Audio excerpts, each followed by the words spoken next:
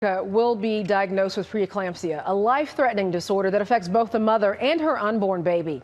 Here on Nonstop Nightly, we take an in-depth look at topics that affect you, and tonight we're talking about preeclampsia. Nearly 300,000 women suffer from this disorder every year. Worldwide, nearly 76,000 mothers and 500,000 babies die from it. And the rates here in America are rising. And that's partly because it's hard to figure out who can be affected. Doctors say the disorder doesn't affect just one race, size, hometown, or economic status.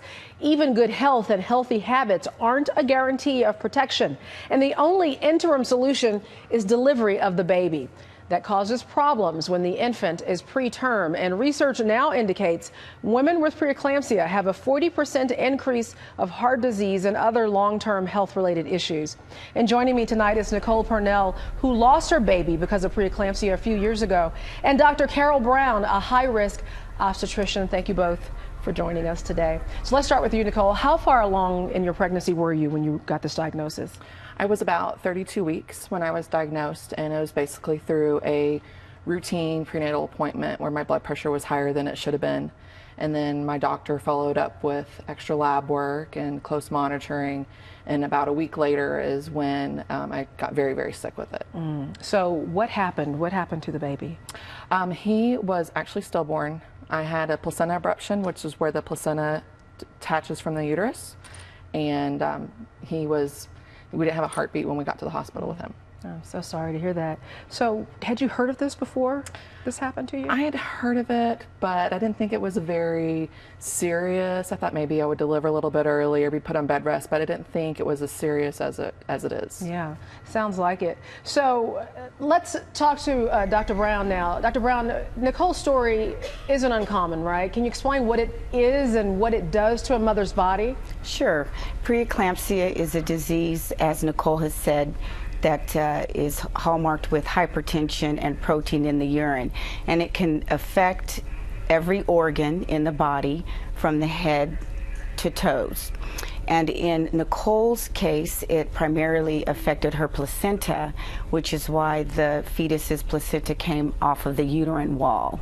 But it can affect the brain, causing headache, blurry vision, and seizures. It can affect the liver, even causing it to rupture. It can cause the kidneys to no longer produce urine, and it can affect the blood system as well. So it's a multi-organ. It affects many organs in the body. Are there any people or groups of people who are more at risk for this? Certainly. Younger women, 18 and below, as well as women who are 35 years of age and older, women who are carrying multiple fetuses, twins and triplets, women who have underlying disorders such as chronic hypertension, lupus, women who have high body mass indexes, as well as women who are of African American ancestry are also at higher risk. If you have several of the autoimmune diseases such as diabetes, as well as thyroid disease. So is there anything you can do to prevent this?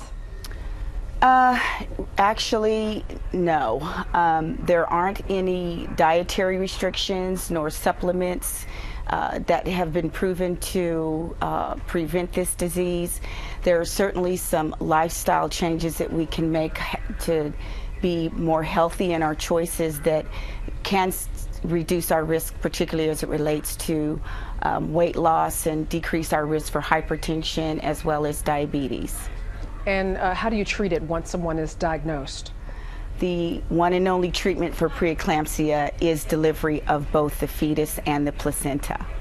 Okay, well, thanks, Dr. Brown. Thank you. And Nicole, since you lost Cooper, I understand you like to go out and speak to groups and other mothers to let them know about that. What's your message? My message is that there's life after preeclampsia, and that together we can help each other get through it, because it is the darkest days, and it's something you never imagine, and you don't want anybody else to join the club. But there's definitely a way to get through it. And by building a legacy and doing things to honor your child just helps to keep that memory alive, and that I help people see that there's a way to get through it. So it's you like to give that support, sort of a support group type of feel. Well, great. Thank you so much for coming, Nicole, and sharing your story and letting people know about this, because it sounds as though there's not a lot of awareness until you are in that situation. Yeah. All right. Well, thank you so much. Thank you. And May is actually National Preeclampsia Month, and this weekend, the Preeclampsia Foundation is hosting a 5K Promise Walk. It's an event to educate mothers and prevent future tragedies. It's Sunday, May 20th at noon at the Gussie Field Waterworth Park and Farmers Branch. For $20, you can join the 1-mile walk or 5K routes and grab some food. That walk begins at 1:45, and all of the money raised will go to support education programs and helps in research for preeclampsia.